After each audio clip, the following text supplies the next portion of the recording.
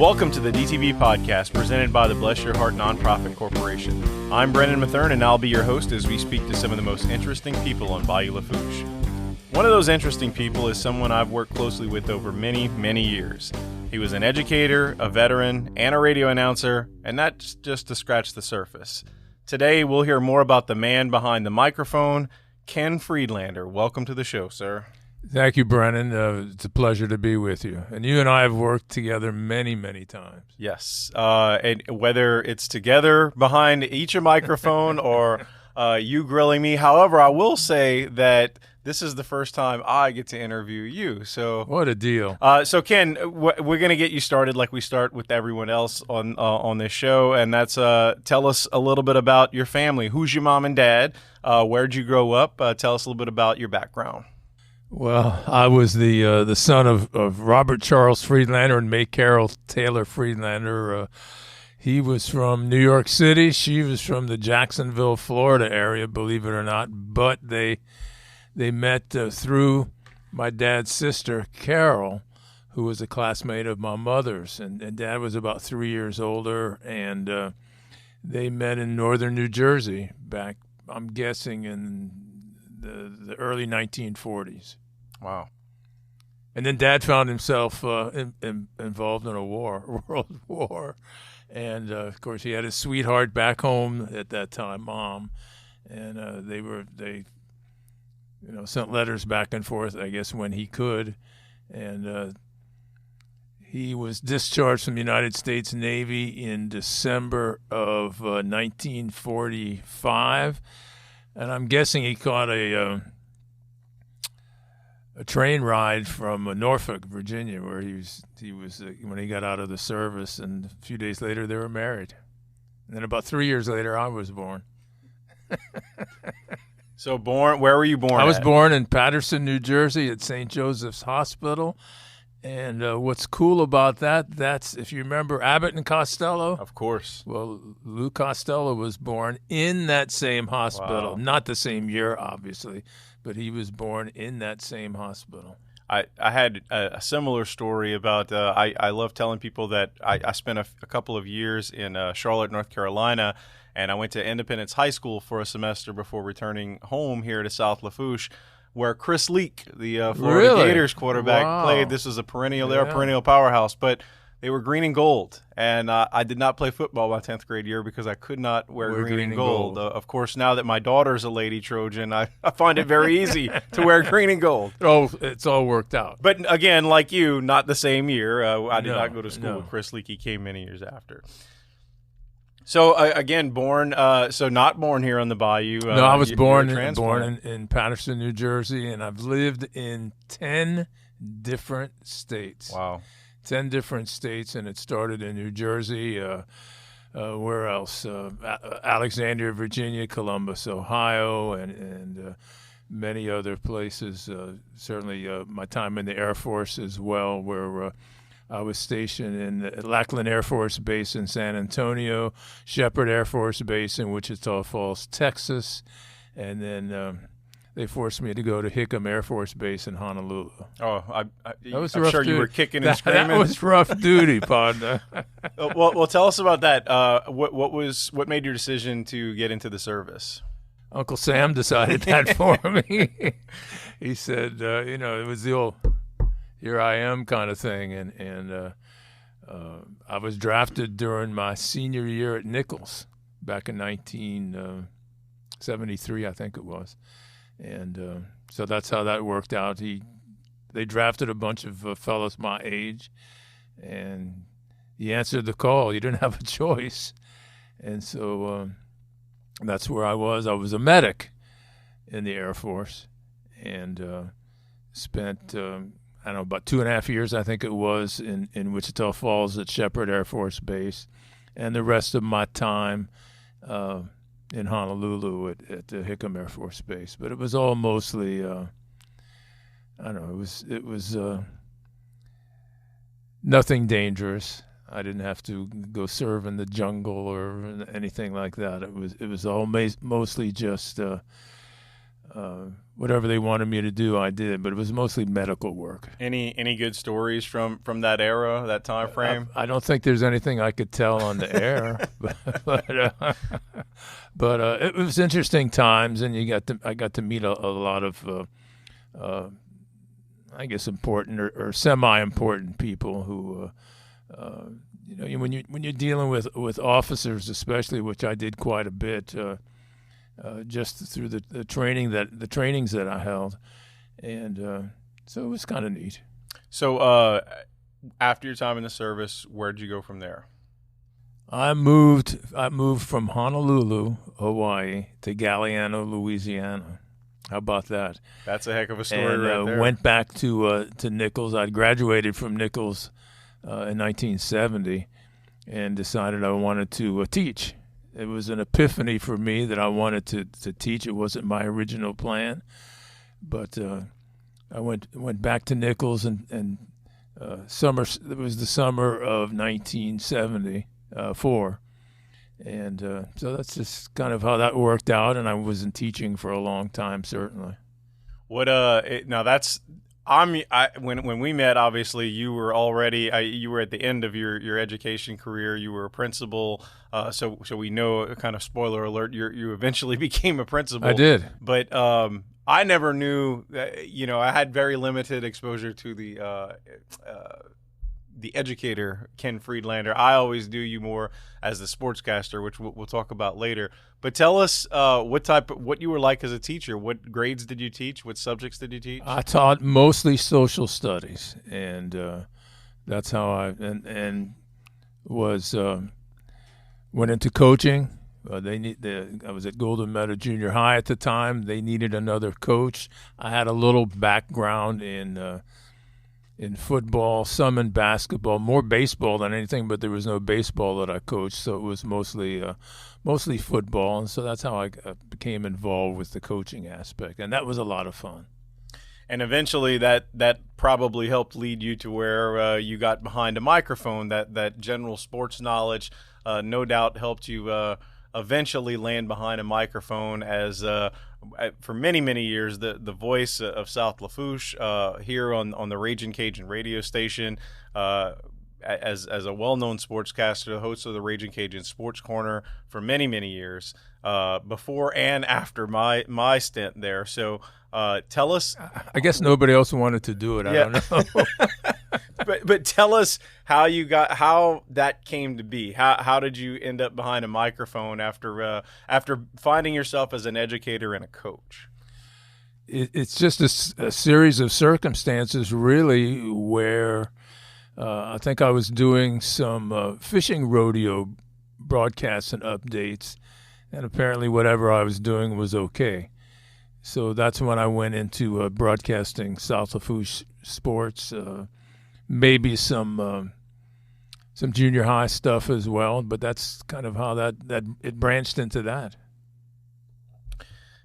It was I know as a kid, growing up, you're exposed to very few professions. Basically, what your dad does, you're exposed to teaching, obviously.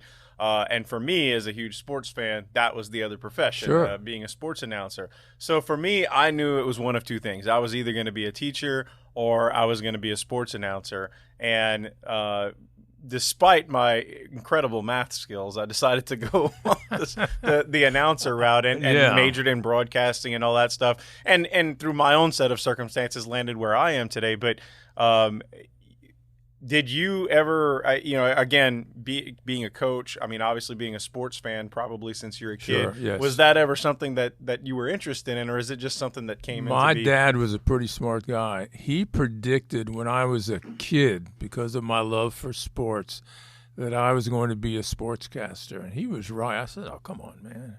But he was right, and just through a series of circumstances, that's how I became involved in sports broadcasting. I have a similar story, too, yeah. Because my parents, we'd be watching sports together, and I would comment on something, and then a second later, the announcer on TV would say it, and that's what they would always say, oh, you're gonna announce sports one day. And you said? Of course. Well, I don't know about that. That's crazy. But no, it really is. It seems when you're watching it on TV, it seems like a pipe dream. It seems like, well, only you have to be super famous or you have to spend a lot of years in the sport. But I guess what you learn is the same thing I learned, is there's different levels. And certainly with local radio, it provided an opportunity to do something we love. Even though it's not maybe paying the bills, it was something we love to do. And it certainly provided you an avenue to continue to be around the sports that you loved. I know it really kept me busy, and I married into the Hebert family. And it's a situation also where my father-in-law, Mr. Hebert, raised cattle. So there weren't too many days off for me regarding that lifestyle, and working with cattle certainly was an interesting element as well. No question. Let's backtrack for a minute, because you mentioned you married into the Hebert family. So tell us how you met your wife. Tell us that story. She was a co-ed at Nicholls State College back in the day, and that's how I met her. We made the rounds. I was in a fraternity, and she was in a sorority, and there were some very nice people, some very nice young ladies, and she certainly was one of them. And that's how we met, and she couldn't get rid of me. I'm gonna come back to So there you go. Yeah. I have the same thing on my side. Really? No, but we'll get back to the sportscasting in a minute. But I did want to mention too, going back to your career in education. You mentioned spending a lot of years as a teacher, eventually becoming a principal. Tell us about towards the end of your career with Golden Meadow Middle School, I believe it was. Well, yeah, I spent a lot of time at Golden Meadow, which was then Golden Meadow Junior High School, and did some coaching there, and then wound up in as I said, in the coaching realm, and then I saw that maybe there was a little bit more money in the administrative field. So I went into that, took all the classes that I had to take to become an assistant principal, and then a principal. And it was an incredibly enjoyable part of my life. No question. Looking at it from that perspective, during the week you got to spend time with those junior high, those middle school students. And then on Friday nights, many times you were watching the next level, the high school students. I can tell people I have so many stories from our days doing high school sports, but the amount of talent, the amount of exciting games that you must have seen, talking about tarpon football, tarpon basketball, baseball, just the amount of memories that you have over that time span must be incredible. It was a lot of fun, Brennan. You know that, and the fact that we got to see so many outstanding athletes. I think it was the pivotal point for you, and the pivotal point for me, just the level of athletic skills that we got to witness. And some of the players that we saw went on to the next level and to the next level. And those, when I watch sports on television now or listen to it on the radio, and I might tell my wife, yeah, I remember his dad or his grandfather. And man, that was fun times. And Brennan and I got to do a lot of those games, or whether it was Tommy and me. And those were just fun times. I remember names like Corey Webster and Brandon Jacobs, and watching a running back that seemed like to be a foot taller than everyone else on the field in Brandon Jacobs. And then, of course, Ryan Perrilloux. And I remember you guys were at a South Lafourche game that night, and we had the dual broadcast, and we were doing the Hawnville East St. John game, and I don't know if I've ever seen that many people at a high school event ever. And it was to watch Ryan Perrilloux play at Hawnville High School, and the amount of ease that he threw the ball with was incredible. We were so fortunate to see so many outstanding athletes back in the day, so to speak. And now their children, or I don't know, maybe their grandchildren are playing, but those were fun times. We got to see the best do what they did.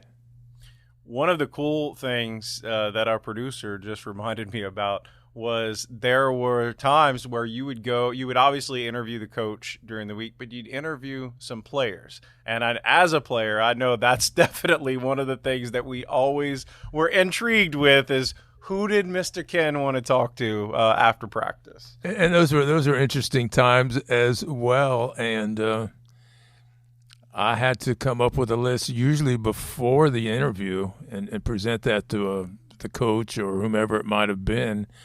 And I just tried to, I said, and it was funny because sometimes kids didn't want to talk. Others, you couldn't keep them quiet, and they wanted to yak away. So after a while, you had to kind of, if you want to say weed out the good interviews with the ones that maybe the kids just weren't interested. Or you'd have those one-word answers. Absolutely. One-word answer. Come on, man. That doesn't translate well to radio. They can't see you with your mouth shut.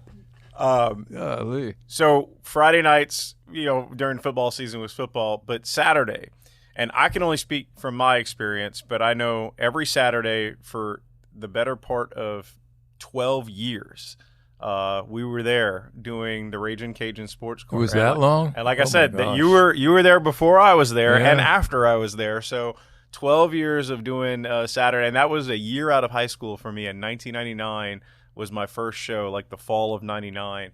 I remember you were doing the show at the time. You and Jeff Boggs were doing the show. Jeff left, and we needed a producer. You needed someone in studio. One day you got brave and let me open up the microphone, and that was it. So the rest is history. But man, every Saturday morning, talking to local coaches, talking to local legends. We've had Mike Detillier as a guest on the podcast. That's how I came to know him. And just the amount of people that we got to speak to and meet over the years, just being involved with that show. Got to have some great memories there, too. I look back at the show that we did, and usually we finished at noon, but this particular day, I think we finished at 12:25 p.m. And that day, we had Mike Detillier and Bobby Hebert on. And we know that they can talk. And did they talk? You and I didn't get many words in. Oh, no. I think you and I left for a cup of coffee or something. But we had Mike D and Bobby J on, and that still burns in my memory. Just the fun that we had, the information that they provided.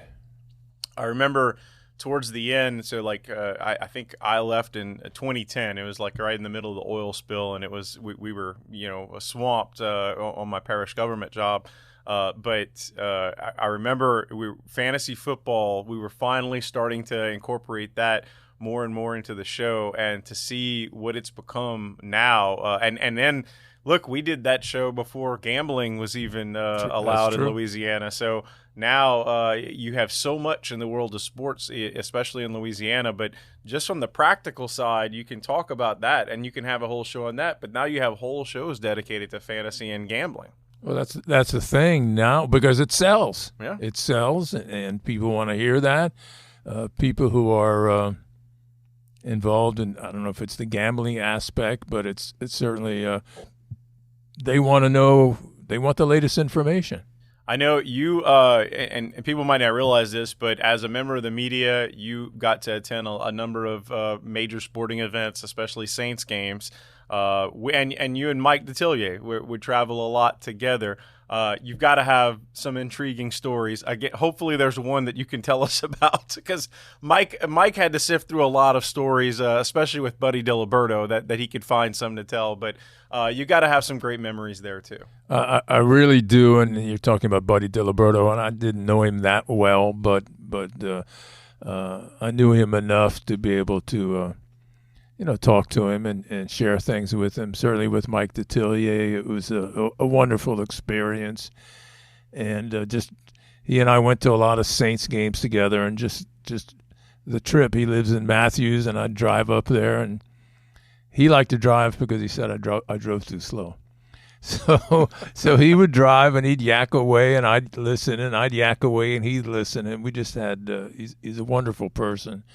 And we always had a good time. And going back to that, our Saturdays, I remember I remember the Bobby Aver episode. I remember the Ronnie S.J. Episode as well, which I don't remember if Bobby was involved. I know Mike was involved in that one. So, again, not a lot of talking with those two, but, again, some local legends just able to be part of that experience. You and I we'd get Mike on and whomever else it was, whether it was Bobby J, whether it was Crockett, whomever it might have been. You and I could go and have a breakfast someplace, come back, and they'd still be talking. Right or wrong? Oh, you're right. Ed Ogeron, I mean, you name it, whoever it was. So now, though, you're still involved, obviously still a big sports fan. But now, the last few years, your career has taken a slight turn. Now you're retired from educating, and so now you found your way where you're now daily in the studio and hosting a political talk show. Did you see this in the cards? I did not. I think my dad did. My dad always saw me as someone who would cover local politics, maybe some national politics. He saw that way earlier than I even thought about it. Now, I used to listen to political yackers on the radio or certainly on television, and I think that I listened to Rush Limbaugh a lot, and I haven't tried to pattern myself after Rush Limbaugh, but always thought, and I still think that Rush was one of the great political interviewers ever. And now, Talk on the Bayou, you're the host of it. I was able to host that show for 2.5 years, and we were kind of reminiscing before we started recording the idea of an interview. I mean, this is an easy interview. I mean, we've been knowing each other for a long time. But in many cases, you'll be it'll be someone you've never met before. They're coming in the studio for the first time, and you know the topic, and you might have a couple of ideas of questions, but the art of the interview is something that you were able to do still in the sports side as well. But it's an interesting science in and of itself. It's an interesting opportunity to pick someone's brain. It's an opportunity to share ideas, and it's an opportunity to go back and forth with someone. If it's politics, you might agree with that person, you might disagree with them. But you're still, you meaning me or you're still in it to get their ideas out to the public. So now that you're hosting this show and you're talking about national politics, you talk about state politics, and even you talk about local politics and have local politicians on. From your perspective, where we are as a country, how are you feeling you could label yourself a political analyst. How do you feel about the state of the country that we're in right now? People that maybe, on the same side of the aisle as you really feel doom and gloom about a lot of things. Is there hope? Is there hope in the near future? Whether we're talking state, local, but especially national. I like to think there's still hope in this country. It's a good country. If you compare the United States of America to any other country on the face of the earth, we're head and shoulders above the others. And I wish more young people would see that. And I think enough of them do that still makes this a great country. Well, I know I enjoy our time. We still get to hang out at least once a month, typically, with Talk on the Bayou, as I get to come and give the update from the sheriff's office. But it's an awesome experience and it's awesome to see that show still in existence. It's meant a lot to a lot of people. A lot of people have been listening for dozens of years. And it's great to see it continue. It has definitely evolved over the years, no question. That it has, and it's been fun for me, in that it has forced me or caused me to stay on top of local politics, certainly statewide and certainly nationally as well. I think that's the biggest thing for me when doing the Sports Corner, for example, is at one point you were following sports because you wanted to, but when it's part of your job, well, now you have to, and so you feel compelled to be able to read a little bit deeper into those headlines. You have to stay on top of the current events. That's the main thing, And whether it's covering something that's taken place in Coushatta or something that's taken place here in Lafourche Parish, you have to stay on top of it. Well, Ken, before we get to our rapid fire questions, is there any good stories, any topics that we haven't covered yet that you want to mention? I can't really think of anything. When I get home, I'll think of 10 things. I'll say, you didn't talk about this, that, or the other. Or if my wife hears, if she's listening, she'll say, you didn't talk about this, you didn't talk about that. But she's going to hit you a few times. Oh, probably. But I think the main thing is, you will concur, the fact that we've been able to meet so many people in what we do or what we have done. I got to meet Edwin Edwards a number of years ago and spent a little bit of time with him, and that was certainly a treat, I will say. And just all the different people that you've met, I've met, and it's been a lot of fun. The coolest part, I think, about living in Louisiana is, and I tell people this, not to say people don't get starstruck, but I think more, the South Louisiana, like it's not as big of a deal as it would be to other people when you meet celebrities. And I think once you've met a few of them and realize it's okay, like they're normal people, it doesn't become as big of a deal. But I can tell you, there's definitely been times in my life where I meet someone that I've really been a fan of or really respected a lot, and you still get that nervousness in you, even though you're getting to talk to them. It's still on a professional level, so it's not quite a starstruck, but it's really they say never meet your heroes, but in my experience, the people I've met that I've really looked up to have lived up to that hype, so to speak. And they've earned it, certainly. And I think it's a situation where you and I have met some very important people. And that's when you start talking to them, you kind of think to yourself, well, I hope I ask the right questions, that I don't come across like I'm some kind of bozo or something. I feel like I've done that for many high school broadcasts, so with head coaches. So, but we've had good times. We've had good coaches with whom to work, and whatever the situation is, whether it's a sporting event or something in politics, whatever it might be. That's why you and I have to stay on top of things, just because we want to have the information and be able to ask succinct questions. And that's kind of, you had that message, for that new generation. And that's the thing, too, for me, even for everyone listening out there, is to become informed. Stop forming your opinion before you have the facts. Find the facts first and then form your opinion after that. I get really frustrated as a public information officer, admittedly. I get really frustrated seeing people in the world we live today. Now people form an opinion first and then find facts to support it, or find other people's opinions to support theirs. And I just wish people would think a little more critically about every decision they have to make, and everything they see and hear and read. Don't always take everything at face value, especially when it's been filtered through a national media conglomerate or through a friend who clearly has an agenda or a clear side. You need to be able to think for yourself. You need to be able to research and look things up for yourself, and then come to rational conclusions and opinions. You and I have been fortunate in that we have been forced to analyze. We've been forced to delve into the world of critical thinking.